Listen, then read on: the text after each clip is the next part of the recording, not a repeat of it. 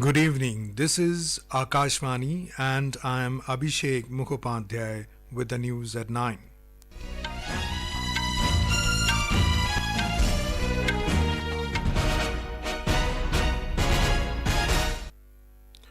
The headlines. Supreme Court takes Suo Motu Cognizance of Kolkata rape and murder case hearing on Tuesday. Government holds high-level meeting to review mpox situation in the country. Direct states to enhance surveillance. External Affairs Minister Dr. S. Jaishankar says partnership between India and Kuwait is expanding steadily, meets top leadership in Kuwait. 10 people killed in a road accident in Uttar Pradesh's Bulandshahr. And in Durand Cup football match between Mohun Bagan and East Bengal in Kolkata, cancelled due to security reasons.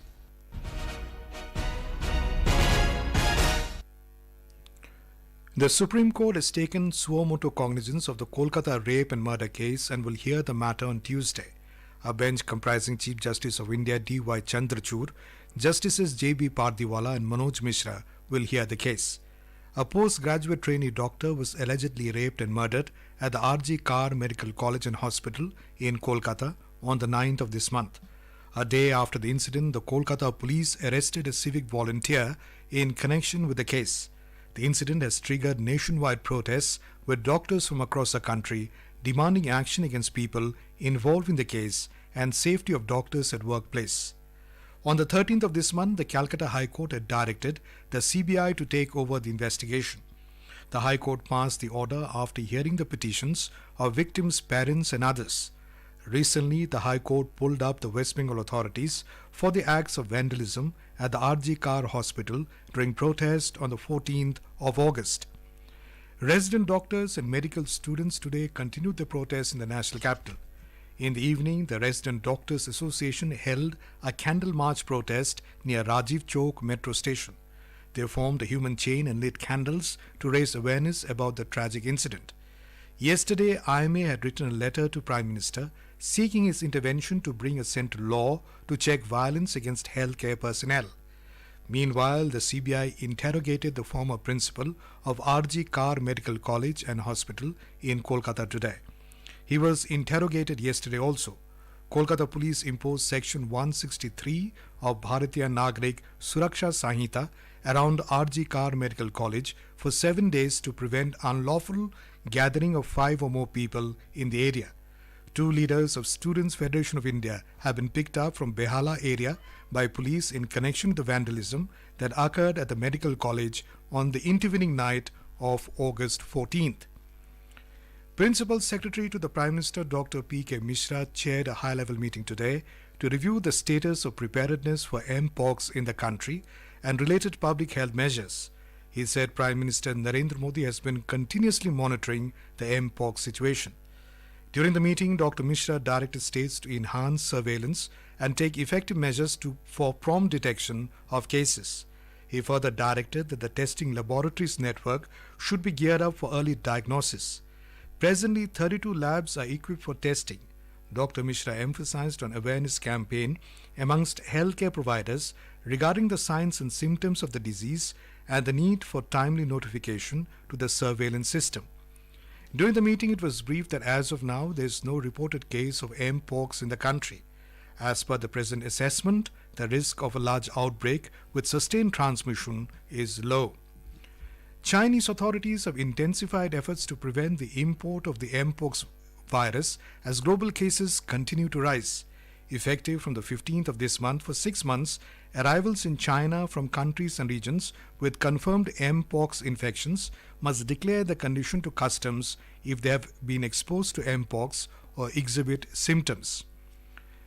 The Bangladeshi government has also decided to screen passengers arriving from mpox-hit nations with increasing cases elsewhere in the world. The country's main Hazrat Shah Jalal International Airport in Dhaka yesterday started screening the temperatures of such passengers. In addition, airlines were asked to remain alert. Defence Minister Rajnath Singh inaugurated Regional Marine Pollution Response Centre at the Indian Coast Guard Regional Headquarters in Chennai. The centre will facilitate coordination among countries within a region, ensuring a unified approach to oil spill response. It can mobilize a more effective response to oil spills and provide access to specialized equipment, trained personnel, and technological innovations that may be beyond the capabilities of individual countries. The center enhance information sharing among countries, promote transparency and cooperation. Defense Minister also released the centenary commemorative coin of Dr. M. Karunanidhi today. Speaking on the occasion, the minister paid rich tributes to the late leader and described him as one of the icons of Indian politics. Karunanidhi recognized that the strength of Indian democracy lies in its ability to accommodate different voices, cultures, and identities. His insistence on state rights was a call for a more balanced and equitable distribution of power within the Union. The Food Safety and Standards Authority of India (FSSAI) has launched an innovative project to tackle the growing concern of microplastic contamination in food in New Delhi. Recognizing microplastic pollution as an emerging threat, the project was started in March this year to develop and validate analytical methods for detecting micro and nanoplastics in various food products. In a recent report, the Food and Agriculture Organization highlighted the presence of microplastics in common food items such as sugar and salt. This is Akashvani giving you the news. For quick news updates around the clock, follow us on our X handle at AIR News Alerts. External Affairs Minister Dr. S. Jaishankar is on an official visit to Kuwait. He met with the top leadership of the country today.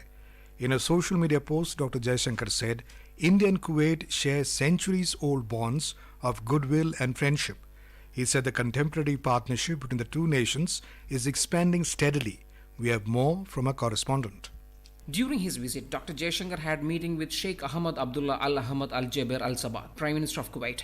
In their discussions, Dr. Jaishankar conveyed greetings from the Indian Prime Minister Narendra Modi and acknowledged Prime Minister's insights on strengthening the growing ties between the two nations. The conversation also touched upon the potential for enhanced economic cooperation, reflecting the mutual desire to build on the strong foundation of bilateral relations. Dr. Jaishankar also called on the Crown Prince of Kuwait and expressed his appreciation for his guidance and emphasized the shared commitment to elevating the partnership between two nations to new heights. This is Vinod Kumar for Akashvani News from Dubai. U.S. Secretary of State Antony Blinken will arrive in Tel Aviv in Israel today as part of Washington's diplomatic push to reach a ceasefire in Gaza.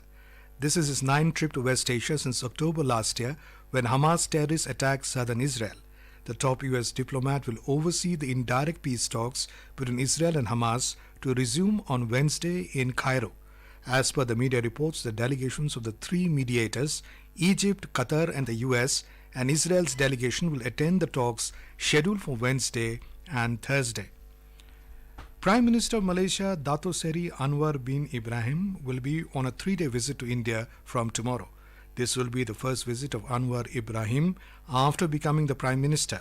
The External Affairs Ministry has said on Tuesday the visiting dignitary will hold bilateral discussions with Prime Minister Narendra Modi. The Malaysian Prime Minister will also meet President Draupadi Murmu and External Affairs Minister Dr. S. Jaishankar. In Uttar Pradesh, 10 people were killed and 37 injured in a bus accident. The bus collided with a pickup in Bulandshahr today. The injured have been admitted to a nearby hospital, while 4 seriously injured have been referred to Meerut Medical College. Our correspondent reports that Chief Minister Yogi Adityanath has directed officials to provide immediate proper treatment to the injured. Bulandshahr District Magistrate said workers of a bread company in Ghaziabad were going from Ghaziabad in a pickup truck to Raipur village in Aligarh district to celebrate the festival of Raksha Bandhan. The much-awaited Namo Bharat train, also called the Rapid Train, started its operations between Meerut South and Ghaziabad with the regional rapid transit system today. The train began its journey from Meerut South Station and covered a distance of 42 kilometers up to Shaibabad Station in just 32 minutes.